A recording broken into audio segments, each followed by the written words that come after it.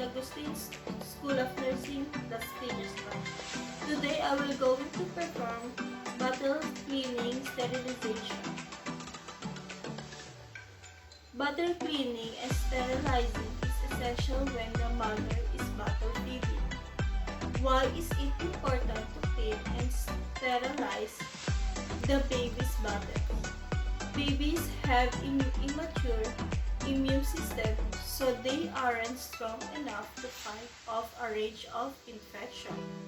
One important way to support them in staying healthy is to reduce the chance of their getting sick in the first place. It's important to clean bottle feeding equipment after every feed. You need to clean it before you sterilize it, and it's best to clean equipment straight after your baby has finished feeding. If you can clean the bottle and treat straight away, rinse them with clean water. This will make them easier to clean.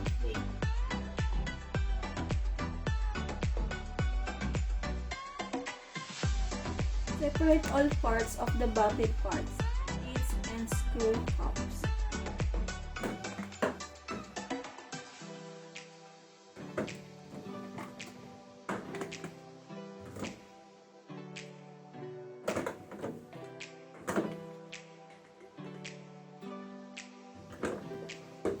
Check teats for any cracks. Throw away any damaged teats because bacteria can grow in the cracks.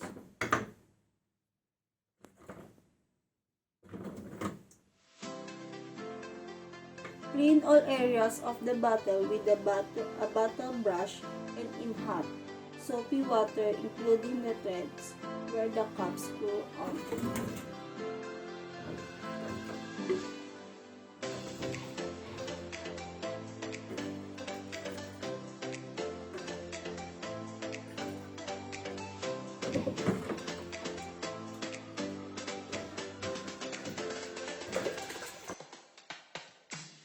Use a bottle brush to scrub inside the bottles and tips. Give a particular attention to the cups and screw caps area. It's there where bacteria are most likely to grow.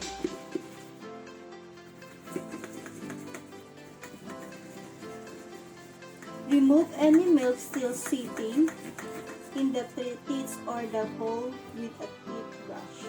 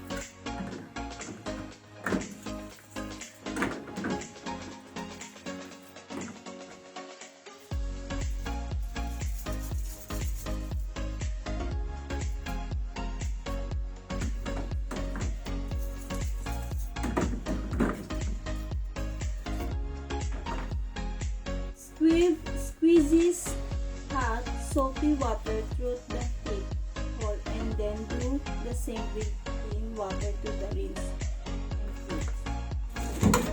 and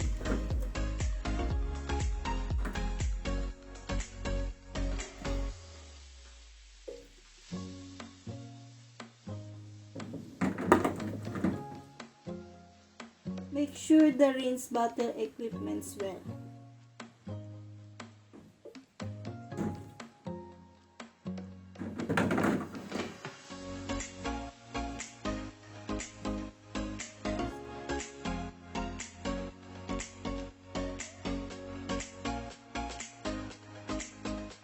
After cleaning the bottles, you can now proceed in sterilizing the feeding bottle.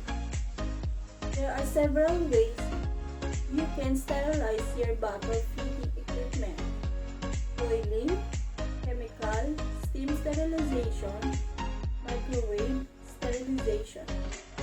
The method that we will do is sterilizing by boiling. Boiling is the simplest, the most reliable way of sterilizing your bottle feeding equipment. Put the wash bottle teats, rings, and cups in a large pot.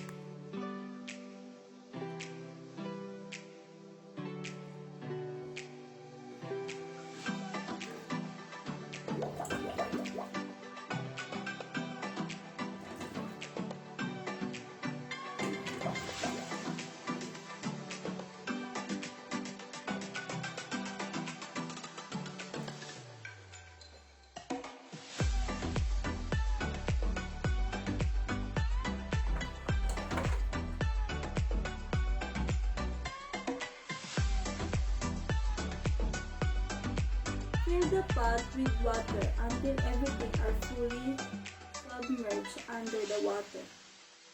Make sure all air bubbles are gone. Put the pot on the stove and bring it to the boil. Boil it for 5 minutes.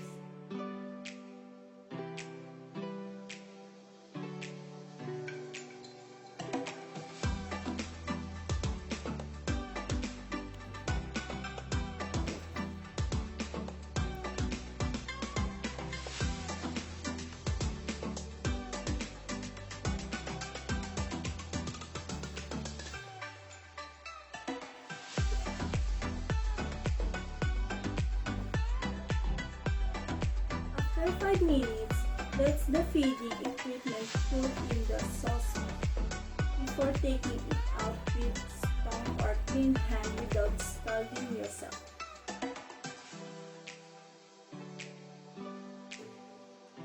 Shake off excess water. There's no need to dry the items.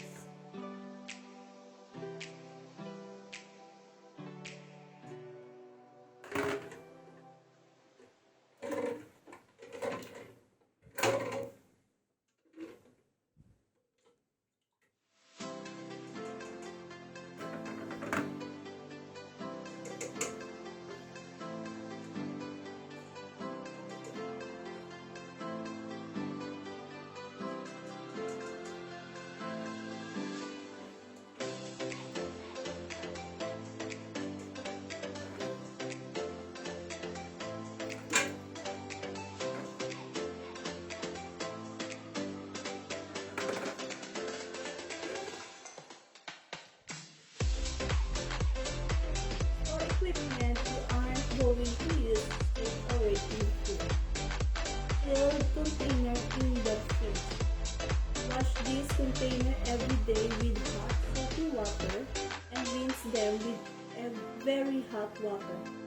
It can help to have at least 2 containers that you can alternate.